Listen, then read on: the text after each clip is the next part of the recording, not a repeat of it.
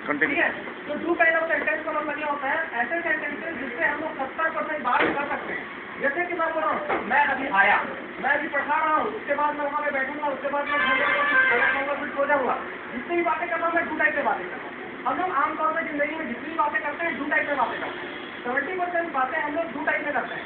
मैं अभी पढ़ा रहा हूँ, आप कहाँ देख रही हैं, आप क्यों इधर देख रही हैं, सुबह ने टी शर्ट क्यों पहना हुआ है, तब मैं क्या कर रहा हूँ, मतलब किस तरह की बातें कर रहा हूँ, देख रही है वो भी क्रिया है, पढ़ा रहा हूँ वो भी क्रिया है, मैं वहाँ पे बैठने जाऊँगा वो भी क्रिया है, और मैं इसके बाद घर जाऊँगा वो भी क्रिया है।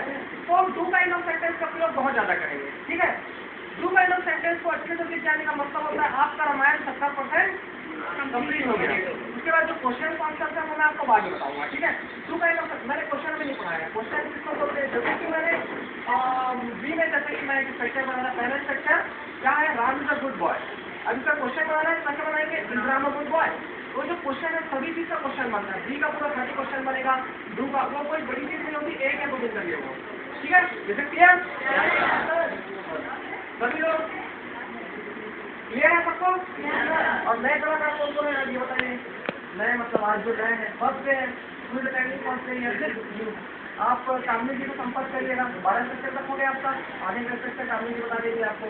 आपका सर और आपका मैंने 4 रिप्रेजेंटेटिव अपॉइंट किया है यहाँ पे, जो आप लोगों को कवर कराते जाएंगे। रोशन, पुलिस, कामनी जी का है, अच्छा कामनी जी एंड सोफिया। ठीक है। ये चारों जो है इनको मतलब ये मतलब आपको जो 20 का सकते हैं उसका क्लियर करा देंगे आपका, और जो भी डाउट होते हैं बैठा या खड़ा मुझे भी है। ठीक है। तो do kind of structure, do का मतलब पूरा क्लियर है। जो नए लोग हैं वो सुन लीजिए, क्रिया को डू बोलते हैं। ठीक है। और एक चीज़ और मैं आप लोग को इम्पोर्टेंट अनाउंसमेंट है, आप लोगों को थोड़ा सा पैसा 10-15 रुपये देना पड़ेगा आप लोगों को, लेकिन ये 10-15 रुपये सभी को नहीं देना पड़ेगा। जिनको वर्ड का मेरे पास 7-15 का स्ट्रक्चर है दोनों तरफ है, मतलब कुल मिला के 14 समझ लीजिए, दोनों मतलब दोनों तरफ उसका फ्रेज है। ठीक है। ये वर्ड के थर्ड फॉर्म का पूरा एक्सप्लेनेशन है। ठीक है।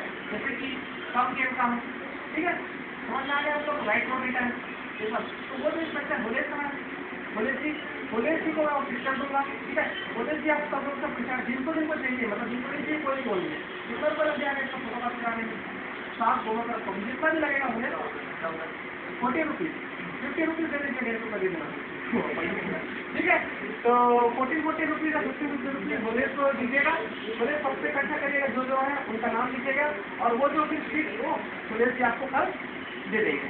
ठीक है। जैसे क्लियर, दूसरा चालू करें।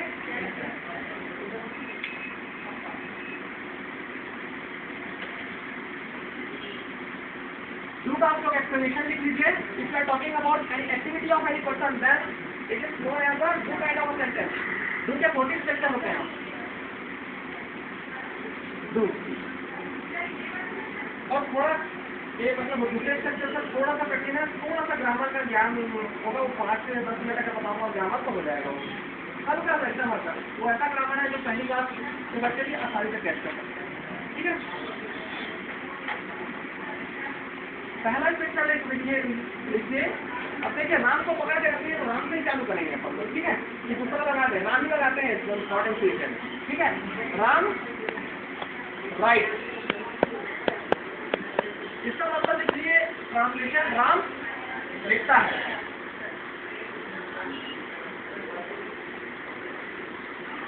राम क्या है, राइट राइट।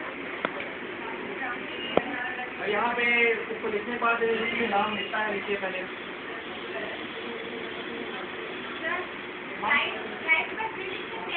हाँ वो अभी थोड़ा सा बेस पर बता रहा हूँ उस चीज़ के लिए।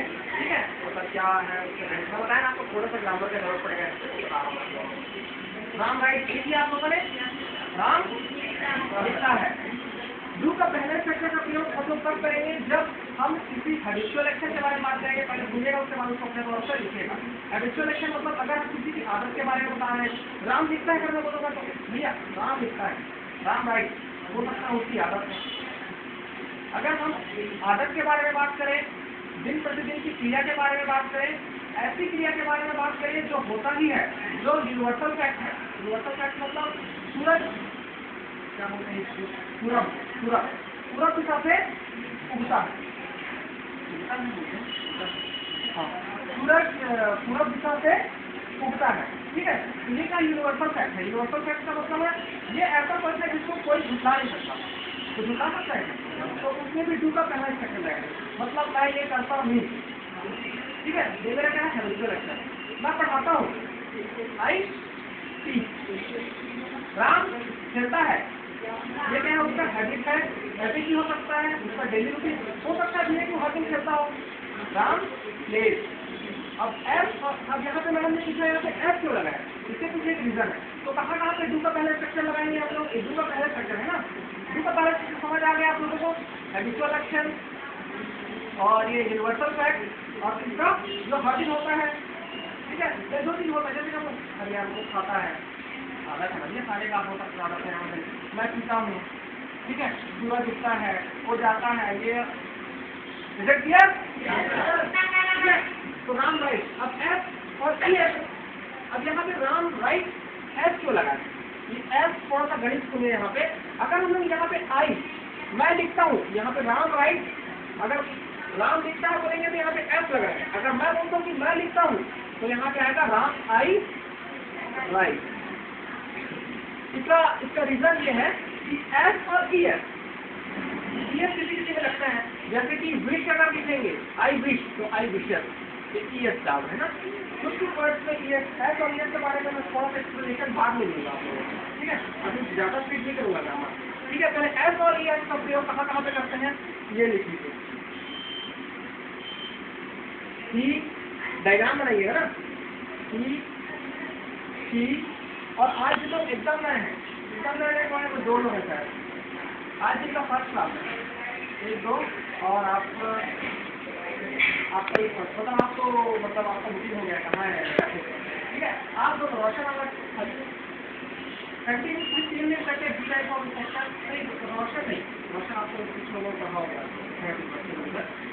बोले आप पढ़ा लोगे बी पूरा डाउन, बोले आप और सोफिया ये दोनों मिलके आपको और आप दोनों है ना, दोनों में आप दोनों की लोग बी के बारे में बताएंगे, बी क्या होता है, बी का सेक्शन लोग कराएंगे आपको।